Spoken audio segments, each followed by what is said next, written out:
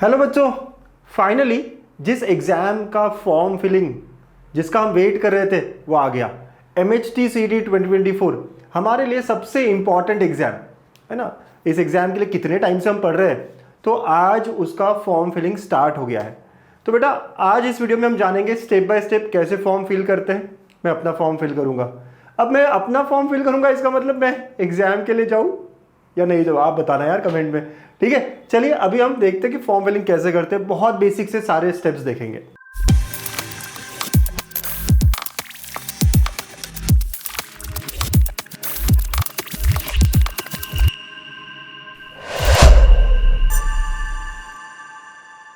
तो सबसे पहले आपको उस वेबसाइट पे जाना पड़ेगा जहाँ फॉर्म फिलिंग होगा। तो आप MahaCET डालिए। ओके, MahaCET डालिए, एंटर करिए, तो आपको जो पहला मिलेगा ना वेबसाइट, वही हमारा, ठीक है, वो वेबसाइट है जहाँ पे हमें फॉर्म फिलिंग करना है। वेबसाइट पूरी नहीं हो चुकी है हमेशा, हाँ हमेशा की तरह ये वेबसाइट इस बार बहुत अच्छी है, बहुत अच्छी दिख रही है। राइट, हमेशा जो है इतना इतना नहीं होता, मैं बहुत सालों से देख रहा हूँ, लेकिन इस बार काफ़ी अच्छा इन्होंने वेबसाइट बनाया है, इंटरफेस बनाया हुआ है। तो ये वेबसाइट आपको पूरे यहाँ से रिजल्ट आने तक सारे प्रोसेस में काम आएगा। cetcell.mahaCET.org, अगर चाहो तो पिन करके रख लो। ठीक है, अब इस पूरे पेज में है ना अनाउंसमेंट्स यहाँ पे आ ही रहा है कि सीईटी रजिस्ट्रेशन स्टार्ट हो गया है, किस किस के लिए वगैरह वगैरह। अब हमारे काम का जो है वो ये है, कैंडिडेट रजिस्ट्रेशन फॉर 2024-2025 करें। चलो क्लिक कर देते हैं। क्लिक करने से हमें दूसरा स्क्रीन आने वाला है यहाँ पर, है ना। यहाँ पर हमें हमारा काम स्टार्ट करना है। अब आप ही बताओ, हम नए यूज़र हैं या हमारे पास ऑलरेडी रजिस्टर्ड किया हुआ है हमारा ईमेल आईडी। सर नए यूज़र है ना, यस। तो हम लोग यहाँ रजिस्टर करेंगे, पहली बार आए हैं हम इस वेबसाइट पे, यस। आगे जब भी आएंगे तब हम यहाँ पे कुछ अपने पासवर्ड और ये जो बना के रखा है उसको क्लिक करके करेंगे काम, बट इस बार रजिस्टर करेंगे। ठीक है, जैसे रजिस्टर पे क्लिक किया आपको ये स्क्रीन दिखेगा और यहाँ पे आपको सारी चीज़ें लिखनी है। ठीक है, everything that we want to see, है ना, जितना जो जो भी इंफॉर्मेशन यहाँ पे पूछा जा रहा है वो सब का सब अच्छे से लिखना है मुझको। चालू करें, यस सर। जैसे मार्कशीट पर है वैसा ही नाम, जैसा आपका नाम मार्कशीट पर है वैसा ही यहाँ दिखना चाहिए। ठीक है, तो मैं अपना, हमारे इसमें पहले सरनेम होता है, ठीक है, फिर खुद का नाम होता है, ओके, और फिर पापा का नाम होता है। पापा के नाम में मेरे जी लगा हुआ है इसलिए मैं लगा रहा हूँ, हाँ आपके इसमें नहीं है तो नहीं, तो मार्कशीट निकाल के ही बैठो, देख लो क्या क्या है और लिख लो। ठीक है, ओके सर, ये काम हो गया हमारा पहला। नेक्स्ट, ईमेल आईडी, जो भी ईमेल आईडी आप यूज़ करना चाहोगे यहाँ से, है ना, वो आप यूज़ जो भी करना चाहोगे। ठीक है, तो मैं यहाँ पे कुछ अपना गणितंक का कोई ईमेल आईडी डाल देता हूँ। ओके,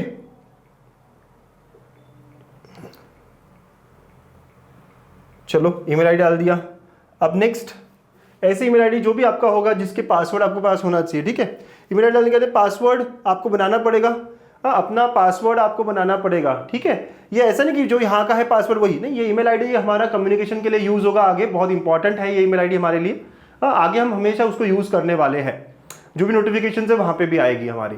ठीक है, अब पासवर्ड जो मुझे चाहिए, और यहाँ क्या बोला गया, पासवर्ड मत be at least 8 characters long, should include 1 upper case, 1 lower case, 1 number and 1 special character.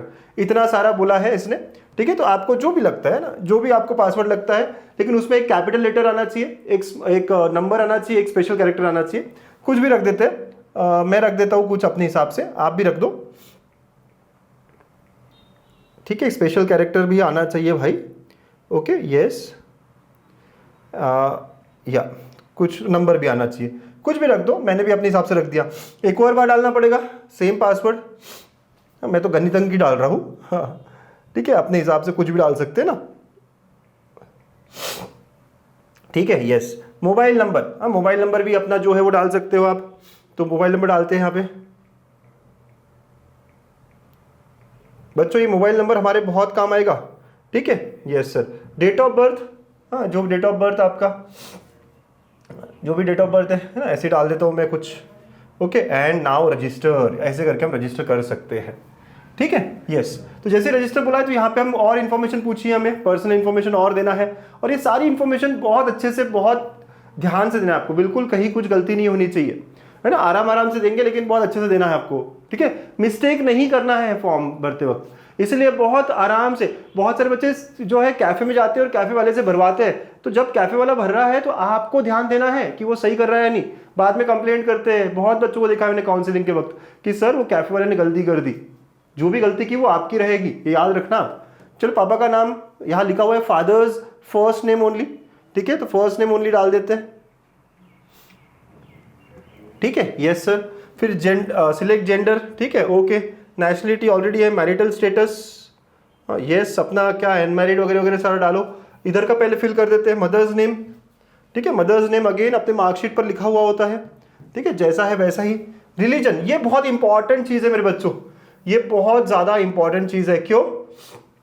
क्योंकि आगे जाके पता है ना आपको, कैटेगरी वाइज अलॉटमेंट्स होते हैं कॉलेजेस के, बहुत सारे रिजर्वेशंस होते हैं। तो माइनॉरिटी कॉलेज होते हैं, मुस्लिम, क्रिश्चियन, तो यहाँ पे वो ठीक से लिखना बहुत ज़रूरी है, ठीक है, ओके सर। हाँ, तो आप देखो यहाँ पे क्या बोल रहा है, रिलीजन कौन सा है, तो रिलीजन कौन सा है, मुस्लिम है क्या, क्रिश्चियन है क्या, सिख है क्या, बुद्धिस्ट, जैन, पारसी, जीव्स नहीं तो अदर में कर दिया, ठीक है।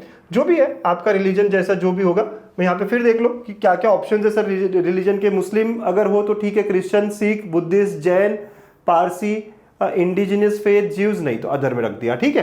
फिर उसके बाद मदर टंग कौन सा है, तो मदर टंग जो है बहुत इंपॉर्टेंट है ये भी, क्योंकि मदर टंग पे भी बहुत सारे कॉलेजेस है, हिंदी कॉलेज, हाँ यस, माइनॉरिटी कॉलेजेस होते हैं जो हिंदी कॉलेज के लिए होते हैं, जो मलयालम के लिए होते हैं, जो गुजराती के लिए होते हैं, राइट। तो यहाँ पे अपना लैंग्वेज सही यू सिलेक्ट करना बहुत जरूरी है बच्चों।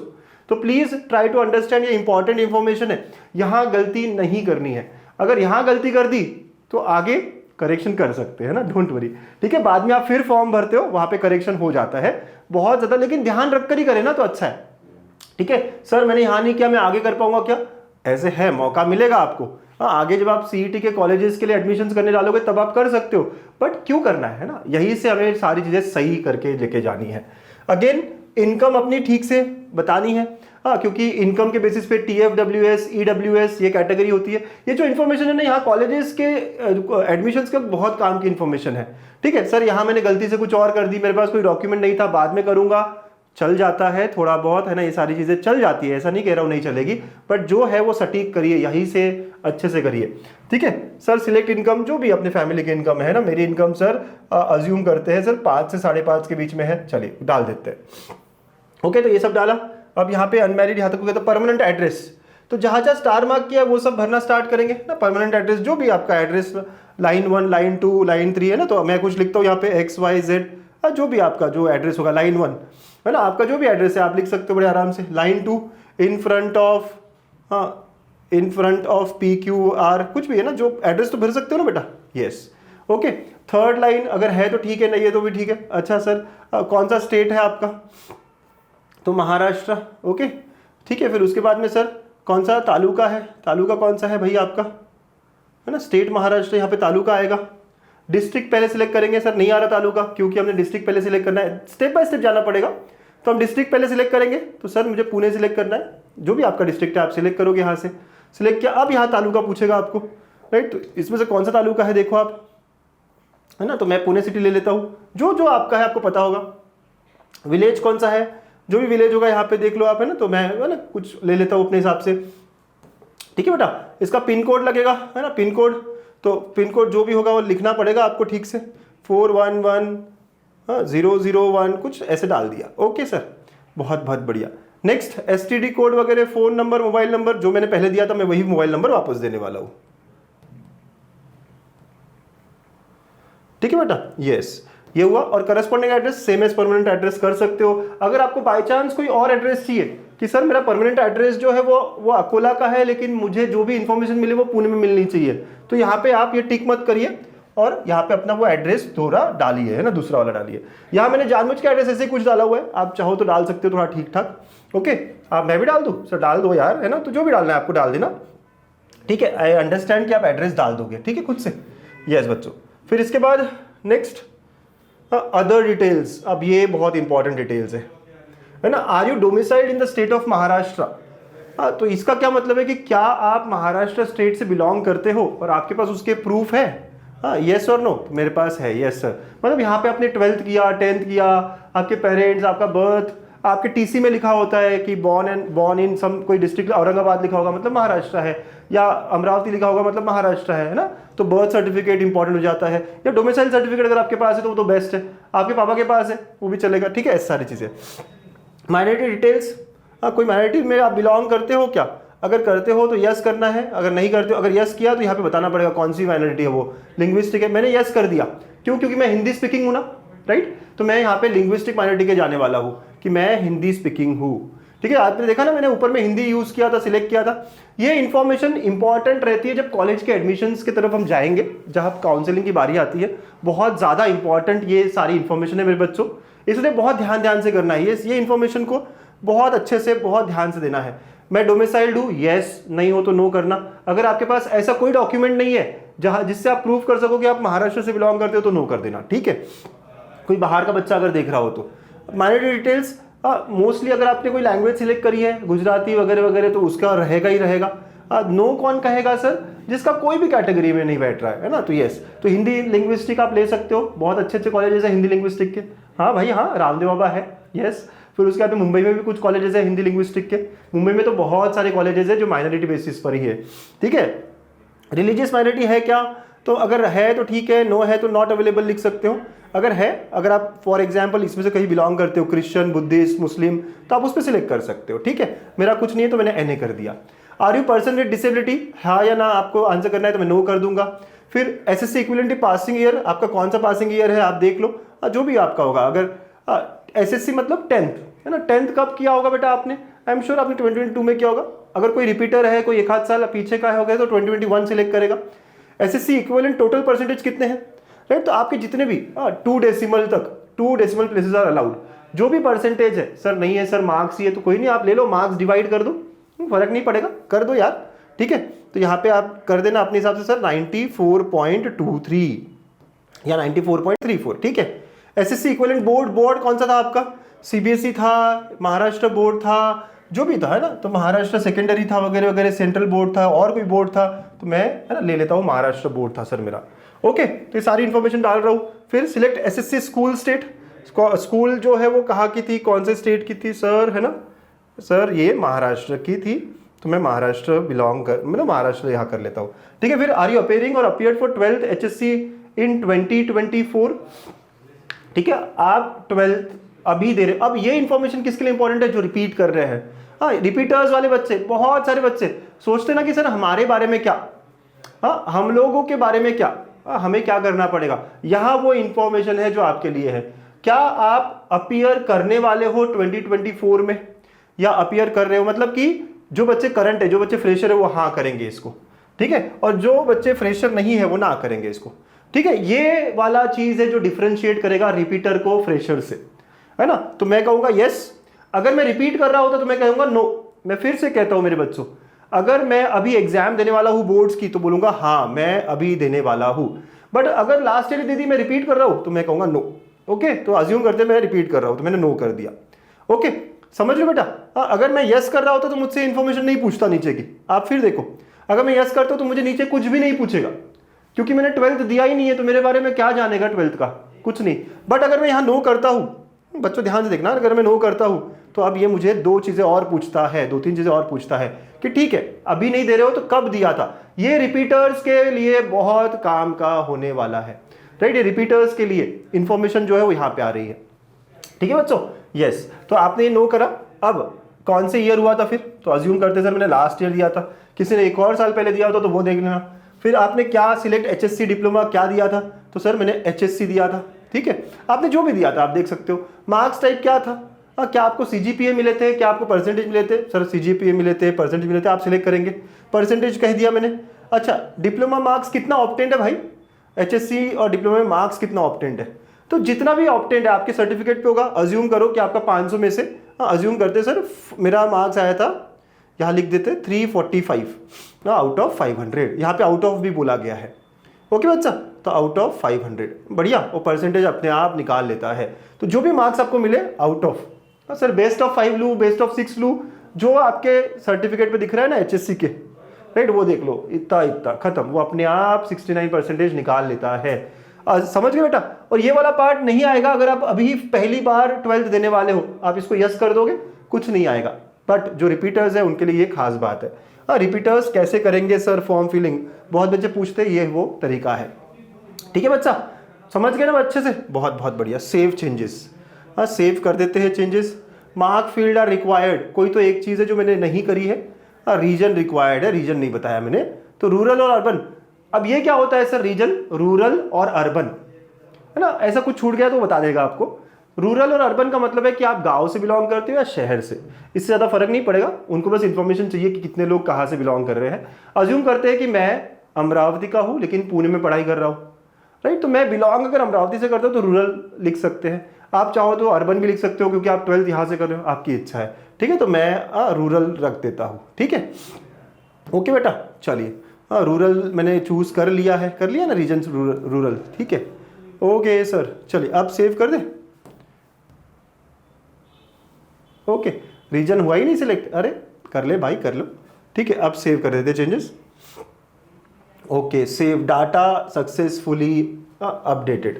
तो प्रोफाइल में अगर कोई चेंजेस करने हो तो यहाँ पे एडिट प्रोफाइल ये ऑप्शन मिलेगा। अगर आपको कोई भी चीज़ लगे अरे यार मैंने गलती से वो डाल दिया क्या, ये डाल दिया क्या, चेक करना है आप कर सकते हो।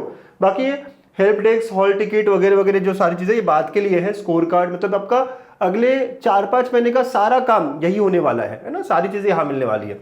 अभी हम क्यों आए हैं, रजिस्ट्रेशन करने, तो रजिस्टर नाउ पे जाते हैं।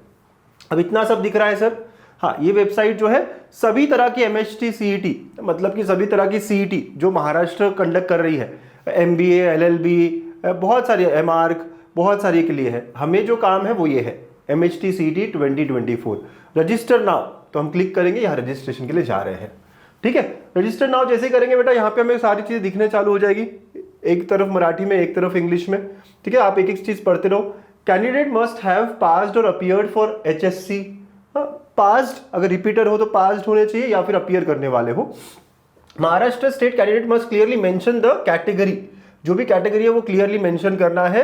And must possess valid documents like caste certificate, caste validity certificate and non creamy layer as applicable. ठीक है, वैलिड अप टू 31 मार्च 2025। ठीक है, तो ये जो है सारे डॉक्यूमेंट्स वो आपके पास होने चाहिए।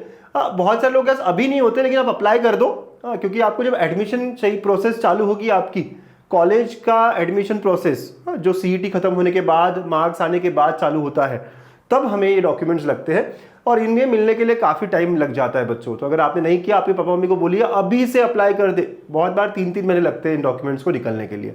ठीक है, लेकिन आपको लगता है कि हाँ मेरा मिल जाएगा मुझे डॉक्यूमेंट, अभी तो नहीं है, तो आप फिर भी कैटेगरी के लिए अप्लाई कर दो।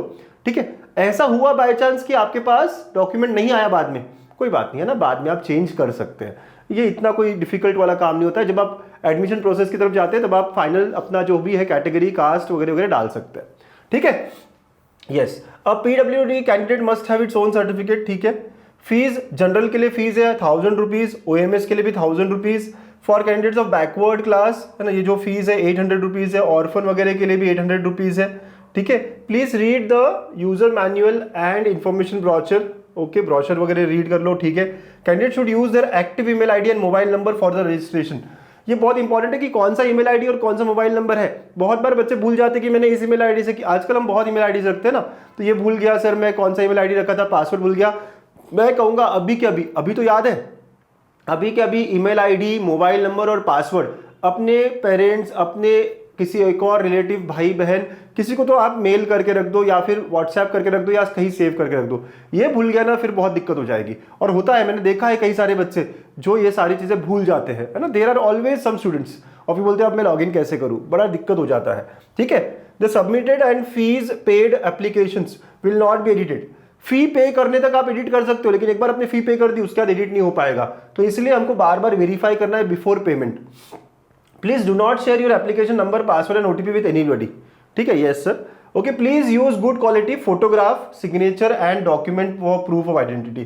तो ये 3 चीजें हमको पहले से ही बना के रखनी है ना। फोटोग्राफ हमारा एक अच्छा होना चाहिए, सिग्नेचर ओके, और फिर उसके बाद में प्रूफ ऑफ आइडेंटिटी का डॉक्यूमेंट, ये 3 चीजें हमारे पास होनी चाहिए। Candidate are advise to visit official website for latest notifications. ठीक है, candidate can use only 1 mobile number and email address for 1 application form. ठीक है, तो वी हैव रेड एवरीथिंग। यही सारी चीजें आप मराठी में भी पढ़ सकते हो, या टिक कर दिया और अब हम एक्सेप्ट करके आगे प्रोसीड करते हैं। जो जो इन्फॉर्मेशन मैंने पहले भरी है, ऑलरेडी फिल करी है, वो आ जाएगी यहाँ पे। तो ये सब चीज़ें आप फिर से देख लेना, सब बराबर है। कैंडिडेट फुल नेम, पापा का, मम्मी का नाम, ये सारा है ना, कैंडिडेट का ये स्टेटस वगैरह वगैरह, date of birth, religion, okay, ये सारा जो भी है ना, ये सारी चीज़ें ऑटोमेटिकली आएगी। यहाँ पे आप चेंज कर सकते हैं क्या? नहीं कर सकते, देखो है ना, आप यहाँ पे चेंज नहीं कर सकते। कहाँ पे? जब प्रोफाइल बना रहे थे तभी हमने ये फिल कर दी है ना। ये सारी चीज़ें हमने भरी है, मदर टंग वगैरह वगैरह इन्फॉर्मेशन, तो हमने प्रोफाइल बना दी ना, तो ये सारी इन्फॉर्मेशन आ गई है। इस बार ये अच्छा इन्होंने किया है, प्रोफाइल बनाया। ये क्यों करना जरूरी था? क्योंकि यहाँ पे भी आपको फिल करना होता है, फिर जब एडमिशन प्रोसेस होती है तब भी आपको फिल करना होता है, बार बार सेम सेम चीज़ फिल करना, इसीलिए अभी ये अच्छे से भरना है बच्चों।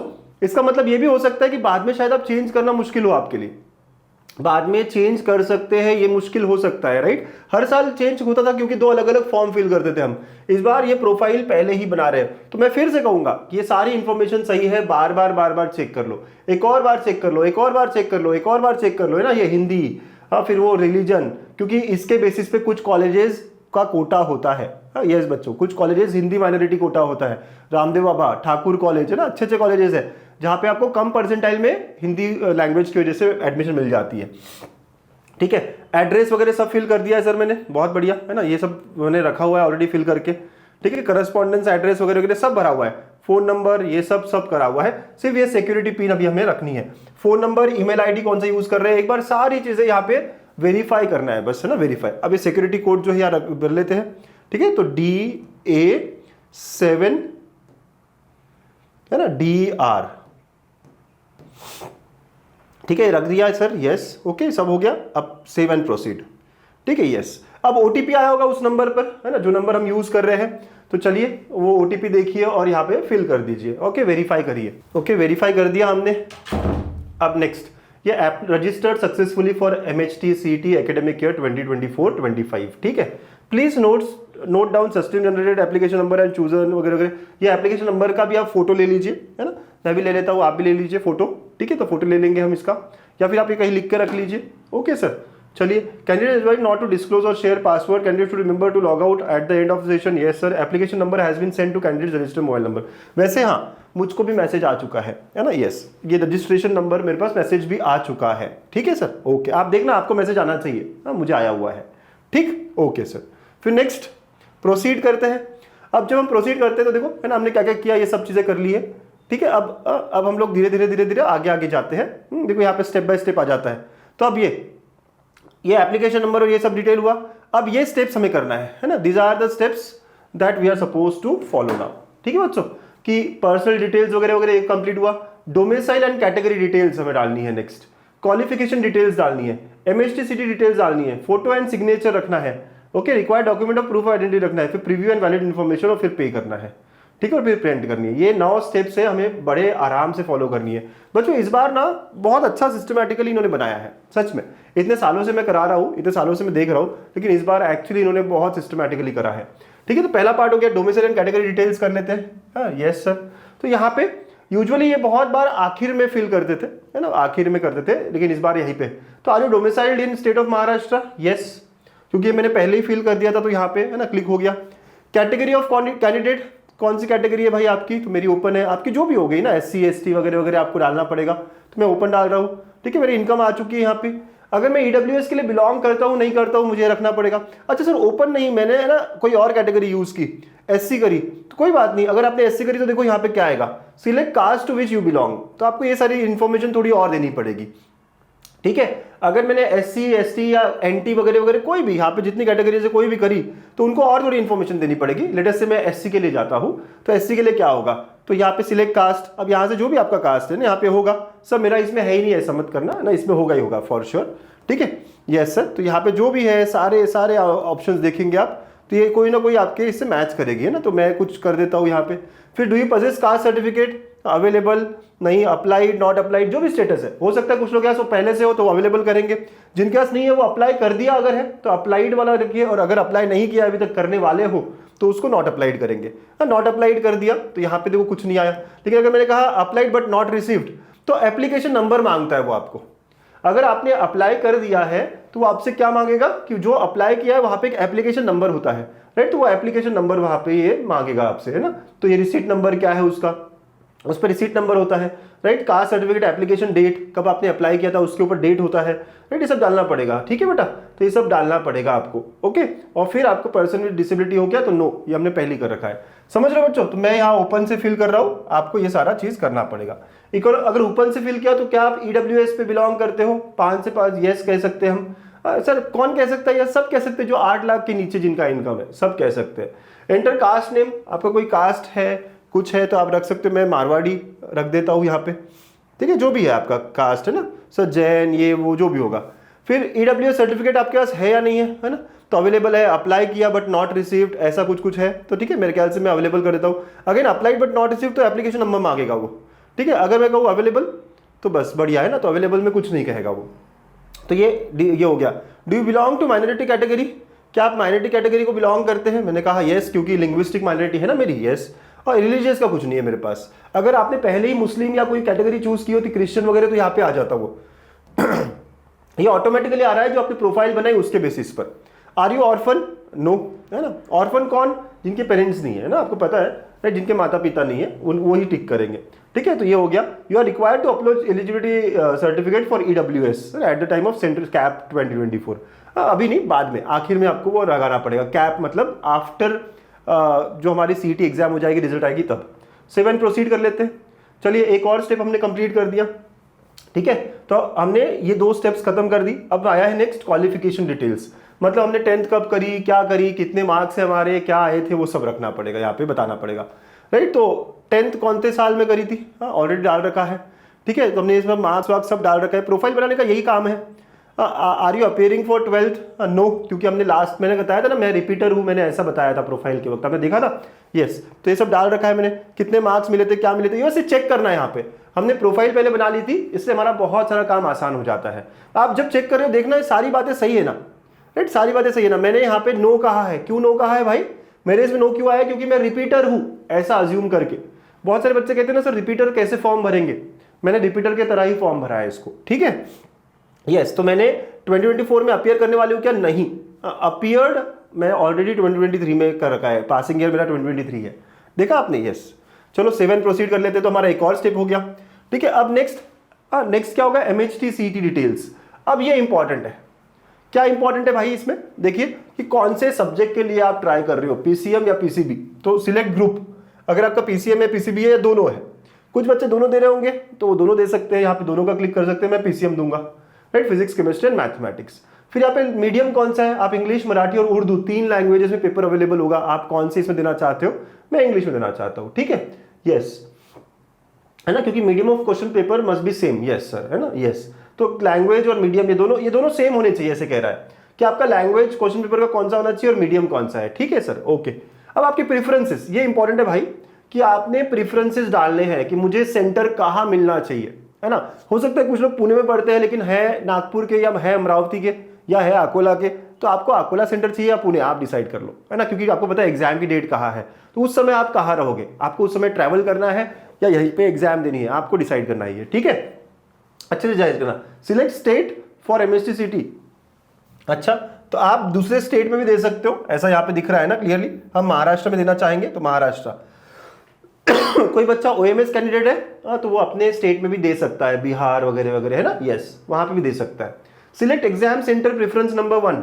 अब महाराष्ट्र में सबसे पहले मैं पुणे का हूं, ओके, और मैं पुणे से बिलोंग कर रहा हूं, तो मेरा पुणे रहेगा ना पहला, ओके। लेकिन बाई चांस आप अकोला के हो, पुणे में पढ़ रहे हो, आप डिसाइड कर लो अकोला में देना है या पुणे में। प्रेफरेंस नंबर 1 बहुत इंपॉर्टेंट है कि मोस्टली यही लग जाएगा हमको, ठीक है, मोस्टली यही मिल जाएगा बेटा हमको। तो मैं पुणे का बच्चा हूं, है ना, मैं ये अज्यूम कर रहा हूं, मैं पुणे पहला सेंटर लूंगा, ठीक है। नेक्स्ट, अगर मुझे बाई चांस से सेकंड क्यों देना होता है? सेकंड ये कि अगर पुणे में लेटेस्ट से मेरे को नहीं मिला सेंटर, तो मैं कहाँ जाना चाहूंगा? तो मैं मुंबई जाना चाहूंगा, या मैं लेटेस्ट से मैं जाना चाहूंगा नासिक, है ना, ऐसे कुछ, या मैं जाना चाहूंगा औरंगाबाद, ऐसे मैं सिलेक्ट कर सकता हूँ, ठीक है। अगर ये भी नहीं मिला मुझको तो थर्ड मेरा क्या होगा? तो sir suburban, Mumbai city, Nagpur, जो भी आपको देना है, नासिक, तो मैं नासिक ले लेता हूँ। फोर्थ कौन सा सर? तो फोर्थ में मुंबई का कुछ ले लेता हूँ, मुंबई सिटी ले लेता हूँ, है ना, ऐसे कुछ। तो ये प्रेफरेंसेस आपको, आप अगर ये पहला नहीं मिला तो दूसरा कहा, दूसरा नहीं मिला तीसरा कहा, कितना ट्रैवल आप करना चाहोगे, आप पूरी लिस्ट गो थ्रू करिए और ऐसे आप भरेंगे इस फॉर्म को, ठीक है। 7 प्रोसीड कर देंगे सर, ओके। अब नेक्स्ट आती है photograph and signature, must be in JPG PNG format. Ensure that photograph and signature image must be of good quality, select the relevant type of, है ना, जो भी है फोटोग्राफ वगैरह वगैरह, और ओपन करके सब कर लो। ठीक है सर, ओके। तो एक एक करके आप फोटोग्राफ और सिग्नेचर यहाँ पे अपलोड करनी है आपको। सबसे पहले यहाँ सिलेक्ट करो, मैं फोटोग्राफ अपलोड करना चाहता हूँ। ठीक है, तो मैंने ऑलरेडी एक डॉक्यूमेंट्स नाम का फोटो बनाया हुआ है, जहाँ पे जो जो चीज़ें मुझे चाहिए थी मैंने स्टार्टिंग से रखी हुई है। ओपन करते हैं, डॉक्यूमेंट्स में जाते हैं, फोटोग्राफ, तो मैंने फोटोग्राफ रखा हुआ है अंकुश नाम से, ओपन कर देते हैं। ठीक है, यस, तो ये हो गया, मैं अपलोड कर देता हूँ। जैसे मैंने कहा अपलोड कर दो। ठीक है, देखो यहाँ पे आ जाएगा, है ना, 1 मिनट में आ गया मेरा फोटोग्राफ सही से, बहुत अच्छे दिखेगा, आपको दिखना चाहिए। अब सिग्नेचर भी ओपन करते हैं, यहाँ पे मैंने सिग्नेचर नाम से एक रखा हुआ है, ओपन करें और ये अपलोड कर देते हैं। राइट, तो अपलोड कर दिया, देखो आ गया। तो मेरा ऐसे फोटोग्राफ और सिग्नेचर ऐसा दिखना चाहिए, आप लोगों का भी दिखना चाहिए। ठीक है, यस सर, और प्रोसीड करते हैं। ठीक है बच्चा, अब next select which document you are uploading. Proof of identity के लिए मुझे कुछ डॉक्यूमेंट्स चाहिए होंगे बताने के लिए कि मैं महाराष्ट्र कैंडिडेट हूँ।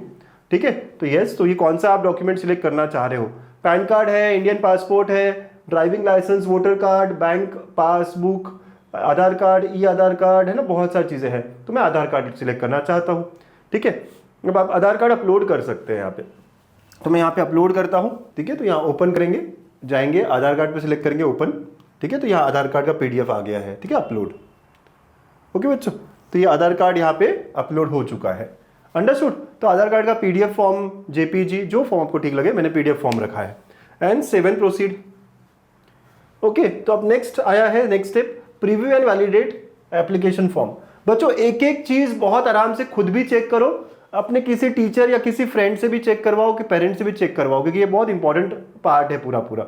हाँ, यहाँ पे कोई स्पेलिंग एरर नहीं होनी चाहिए, सारी चीजें देखनी है आपको। ठीक है, हर चीज, ये बहुत इंपॉर्टेंट, रिलीजन, मदर टंग, ये सब चीजें हमने सही लिखा है नहीं लिखा है, अपना एड्रेस सही है नहीं है ना, corresponding address, correspondence address, domicile वगैरह, ये भी बहुत इंपॉर्टेंट है। सारी बातें ठीक से देखनी कि आप डोमिसाइल, कैटेगरी क्या है, EWS के लिए, अगर आप SC ST वाले हो तो फिर यहाँ पे कोई और चीज़ें आएगी आपकी, सारी बातें, है ना, सब चीज़ें चेक करवानी है आपको। फिर उसके बाद में ये सारा आपका 10th और 12th का जो भी है, सारी एवरीथिंग दैट वे फील्ड, कोई मिस्टेक नहीं होनी चाहिए, इसकी 10 बार आपको गारंटी करनी है। ठीक है, ये सब वैलिडेट करना है। यस, तो ये सब वैलिडेट करा मैंने, मेरा फोटो सिग्नेचर सब सही आया है। तो वैलिडेट करने के बाद में आखिर में आपको आगे, है ना, प्रोसीड फॉर पेमेंट करना है। Last step, proceed for payment कर दे। Yes, are you sure to proceed to payment? अगर मैं बहुत श्योर हूँ, सब चीजें मैंने वेरीफाई कर ली, अब मुझे कंप्लीट करना है मेरा प्रोसेस, कर लो। ओके, तो यस कर देते हैं। ओके, पेमेंट के लिए हम चले जाएंगे। अब यहाँ दिख रहा है कि मुझे पेमेंट कितना करना पड़ेगा, है ना, सारा 800 रुपीज़, क्योंकि EWS कैंडिडेट हूँ, है ना। अगर कोई किसी को 1000 आता है तो OMS ओपन, है ना, ऐसे होता है। यहाँ अपने आप लिख के आएगा कितना आपको फी पे करना है, करो। ओके, और फिर यहाँ पे सिलेक्ट कर लो एप्लीकेशन फी और प्रोसीड टू पेमेंट। ठीक है, अब आपको कैसे पे करना है, ऑनलाइन करना है, रेजर पे से करना है। ठीक है, तो जो भी, मैं अगर रेजर पे चूज कर रहा हूँ तो रेजर पे चूज कर सकते हो। I agree to terms and वगैरह वगैरह। ठीक है, और प्रोसीड कर लो। Okay, do you want to proceed with current payment selection? Yes, okay, ठीक। अब रीडायरेक्ट करेगा वो आपको। अब यहाँ पे UPI है ना, गूगल पे वगैरह यूज करना है, गूगल पे यूज करो, नेट बैंकिंग जो भी आप यूज करना है लेटेस्ट में, है ना। अब UPI नंबर, मोबाइल नंबर वगैरह वगैरह जो आपने डालो और पेमेंट को कंप्लीट कर दो। ऐसा होने के बाद प्रिंट एप्लीकेशन फॉर्म, पूरा पेमेंट होने के बाद प्रिंट एप्लीकेशन फॉर्म। ठीक है, ओके बच्चा, तो ऐसी बात है, पूरा हो जाएगा यहाँ पे हमारा एप्लीकेशन फॉर्म। आखिर में प्रिंट करना मत भूलना। ठीक है, अच्छे से प्रिंट कर लेना और सेव कर लेना। अब कोई चेंजेस नहीं कर सकते, तो इसलिए पेमेंट करने से पहले एक और बार, 2 बार लगे तो 1-2 दिन रुक जाओ, है ना, है लंबा समय है। ठीक है, एप्लीकेशन को फिल करने का, तो ये ऐसा आपका तरीका पूरा होना चाहिए। ओके बच्चों, मजा आया, है ना। तो ऐसे पूरा फॉर्म फिलिंग करना है। मैंने as a repeater form fill किया, आपने देखा। फ्रेशर वालों के लिए तो और आसान हो जाएगा, है ना, क्योंकि वहाँ पे HSC के मार्क्स ही डालने नहीं पड़ेंगे आपको। लेकिन रिपीटर्स को बहुत बार कंफ्यूजन होता है कि सर मैं कैसे फॉर्म फिल करूँ। तो आई एम श्योर कि आप अच्छे से फॉर्म फिल करेंगे, और हाँ, अच्छे से पढ़ाई चल रही होगी। राइट, फॉर्म तो फिल कर दिया, अब एक और फील आ जाता है कि अब यार हमारी एग्जाम बहुत पास आ चुकी है ना। यस, फॉर्म फिल करने के बाद में एक और फीलिंग हमारी आ जाती है। ठीक है, तो अच्छे से पढ़ाई करो, जुड़े रहो। मैथ्स के लिए तो यार गणित अंक है आपके पास, है ना, आपको पता है ये बात ना, सिग्मा बैच और बहुत सारी चीजें आपके पास गणित अंक पे मिलते रहेगी। तो चलिए, ऑल द बेस्ट, मचाएंगे, करके दिखाएंगे। Thank you, take care.